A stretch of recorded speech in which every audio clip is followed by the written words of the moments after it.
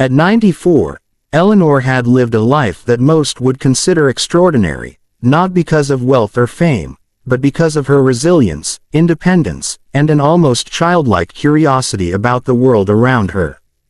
Her small house, tucked on the corner of a quiet street in the countryside, seemed almost timeless.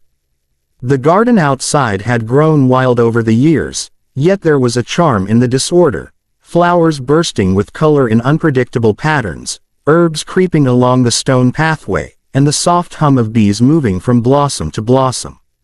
Eleanor's mornings were her sanctuary, and she guarded them with a devotion that had become almost ritualistic over the decades. Despite her age, Eleanor never relied on medication. She had witnessed friends her age succumb to chronic illnesses, filling cabinets with pills and appointments with specialists, but she had always chosen a different path, one guided by discipline, awareness, and simple habits that she cultivated in the quiet hours of the morning. To an outsider, her routine might appear ordinary, even mundane, but Eleanor knew better. Each step, each choice, had become a pillar of her vitality, a reason why she could still wake up before dawn and move through her day with surprising vigor. It was on one particularly crisp morning that Dr. Harrison, a friend of the family and a physician who had watched Eleanor age with fascination, decided to visit. Dr. Harrison, a man of science and careful observation, had long been curious about Eleanor's methods. How could someone live alone at 94, with no reliance on modern medicine, and still retain such remarkable energy? As he stepped onto the garden path, he could see her tending to her morning blooms, her movements precise yet fluid, a testament to years of discipline and attention. "Good morning, Eleanor," he called softly, careful not to startle her. "Dr. Harrison," she replied with a twinkle in her eyes, her voice as clear and firm as it had been decades ago. "I was just making sure the roses didn't get too unruly today."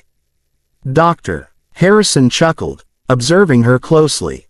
He had seen many patients in his career, but Eleanor's vitality was unlike anything he had encountered. She didn't just move, she moved with intention, grace, and awareness.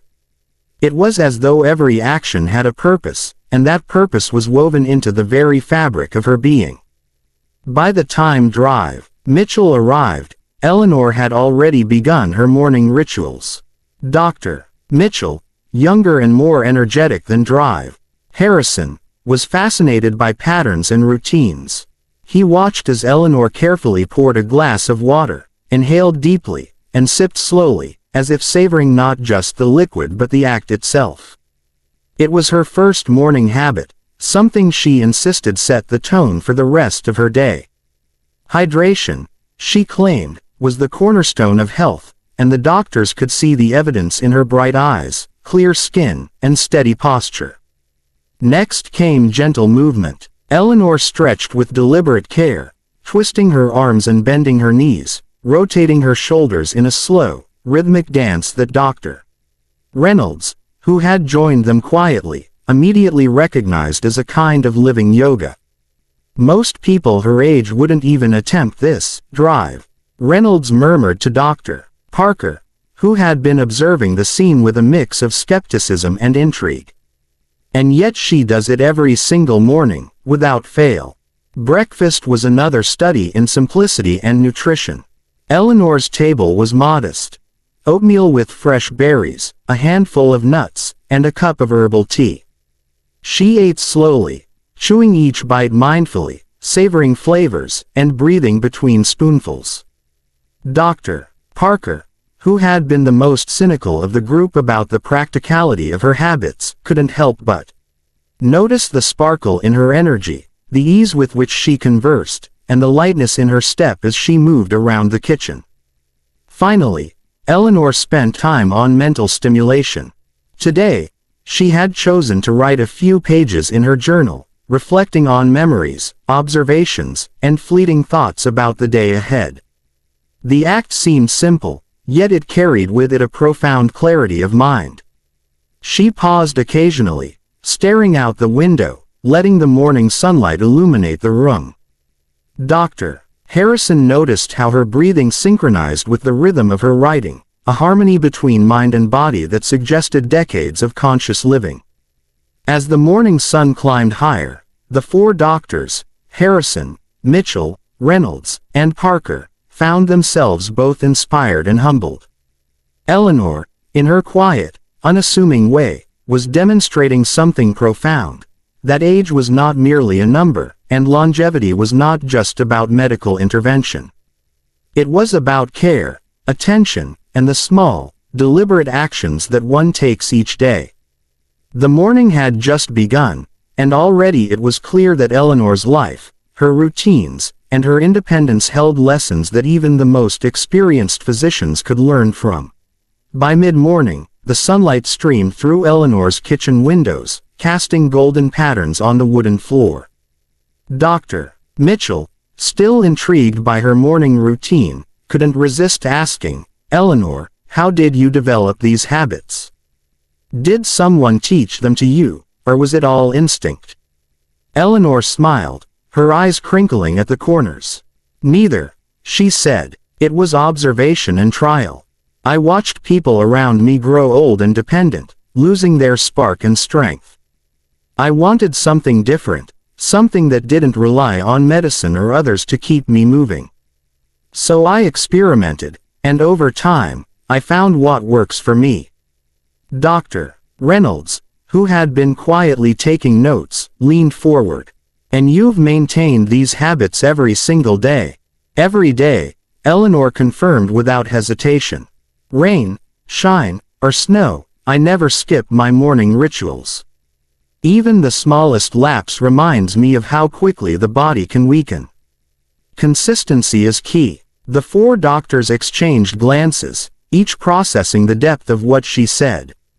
It was one thing to advise patients about health and longevity. It was entirely another to witness a living example of someone embodying it so completely. Dr. Parker, who had been skeptical, finally admitted, "I can see why you're remarkable, Eleanor. Most people at your age wouldn't even attempt half of what you do." Eleanor chuckled. "Remarkable, maybe. Or maybe it's just routine. The body thrives on structure, the mind thrives on purpose. That's all there is to it." As she spoke, Eleanor moved toward her small writing desk near the window. Her journal lay open, pages filled with neat, careful handwriting. She picked up her pen and began to jot down thoughts for the day. Dr. Harrison noticed how she paused after each sentence, closing her eyes for a moment as if considering each word, each memory. "Mindfulness," he whispered to Dr. Mitchell. "That's another part of her routine, mental clarity and reflection. It's not just exercise and nutrition, it's mental training too." Dr. Mitchell nodded, observing the precision of Eleanor's movements. "And she does all this alone," he said. "No family living with her, no caregiver, no constant supervision." "Incredible." Eleanor looked up at them and laughed softly. "Yes, I live alone. And I enjoy it. It gives me freedom. I can wake when I like, move at my pace, eat what I choose, think what I want. Independence is part of health, just as much as water, exercise, and sunlight." They moved into the living room, where the aroma of herbal tea still lingered. Eleanor motioned for them to sit, and as they settled, she began to share stories of her past, decades spent traveling, studying, and cultivating her small garden. Each anecdote was punctuated with lessons she had learned about resilience and self-care. Dr. Reynolds found herself captivated by Eleanor's vivid recollections, realizing that her vitality was not only physical but deeply emotional and spiritual. Dr. Parker, still trying to reconcile her skepticism, asked, "What about challenges? Illness? Pain?" Eleanor leaned back, a contemplative look on her face. "Challenges come to everyone, but the way we prepare for them matters. I nourish my body and mind daily, so when adversity strikes, I have strength. I've had minor ailments, Of course, but nothing chronic, nothing that required daily medication. Prevention, not intervention, has been my guide. The conversation shifted naturally to her diet. Eleanor explained the simplicity of her meals, emphasizing fresh, unprocessed foods and moderate portions. She spoke of the joy in eating well, not as a duty but as a celebration of life itself. Dr. Harrison nodded thoughtfully. It's remarkable how holistic her approach is: nutrition, movement, mental focus, sunlight, hydration, independence. Every element supports the other. Eleanor then stood, gesturing for the doctors to follow her outside. They moved through the garden, where she began pointing out herbs she had grown, explaining their uses and benefits. She demonstrated light stretches among the flower beds, showing how even small movements could invigorate the body. It's not about rigorous exercise, she said. It's about gentle, consistent movement that awakens every joint, every muscle, every part of your being. As the morning unfolded, the four doctors realized that Eleanor's life was a living case study, an embodiment of health, independence, and longevity that textbooks could not capture.